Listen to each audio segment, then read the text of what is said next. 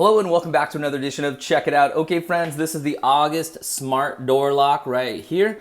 And I'm gonna show you how to open and close this guy. Look, if you push right here, you can get to the batteries. Bonk.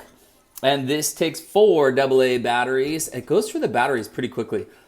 There you go right there. And you just pop them in, all 4 of them sort of facing in the upward direction.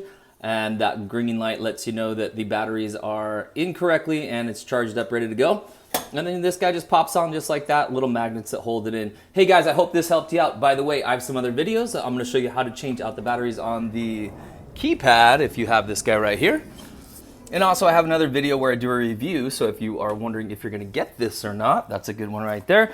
And I also have another video that I'm gonna do on the Wi-Fi system so that you can open and close your front door from anywhere in the world as long as your smartphone is working.